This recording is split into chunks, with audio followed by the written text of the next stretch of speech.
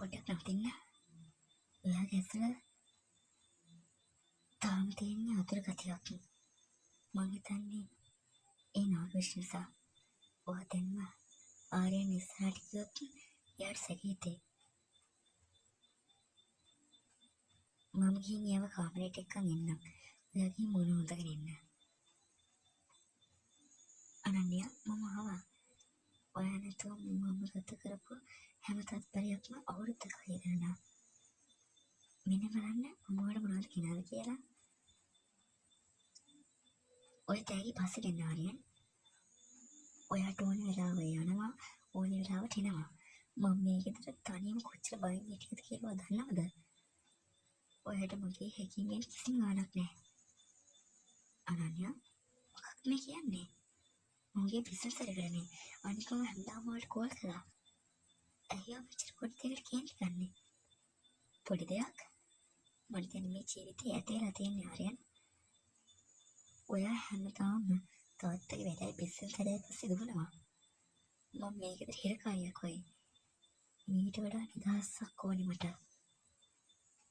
කරුණාකරලා දැන් මගේ ඉස්සරහින් අයින් වෙන්න.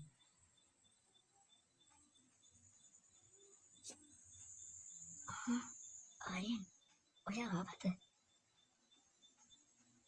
ඇයි මේ තෑගි විවරලා?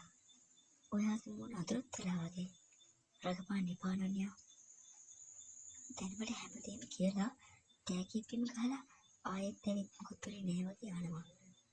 මම හිතුවා ඔයා මට ගොඩක් ආදරේ කියලා. ඒත් ඔයාගේ හිතේ තියෙන මම වෛරයක් විතරයි.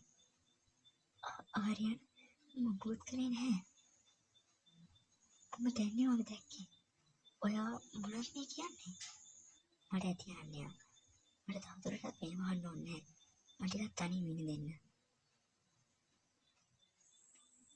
නියමයි කල්පින්නේ නියමයි. ඔයාගේ රගපෑම නිසා ආර්යයන්ගේ හිතේ අනන්‍යගේ තිබුණු ගෞරවය නැති වුණා.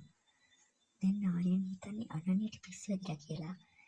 තව ටික දවසකින් එයා අනන්‍යව මේකෙදි පන්නලා දාලා.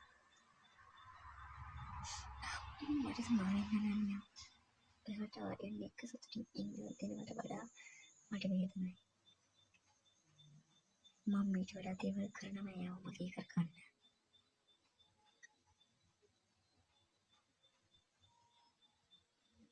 ආර්යයන් කියන්නේ බොරු නෙමෙයි. කවුරු හරි මගේ වේශයෙන් ඇවිත් එහා රවට්ටලා තියෙනවා. ඒ කවුද? රුචිකද? නෑ.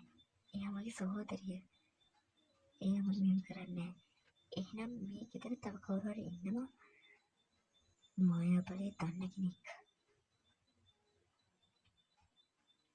අනන්‍ය ආර්යයන් බේරගන්න බලද්දී ඔයාගේ හයවෙනි ඉලක්කය ඔයාගේ අතින් ගිලියයි. බලන්න තෝරගන්න ආදරේද පරිකේමද කියලා. මගේ ලේලියේ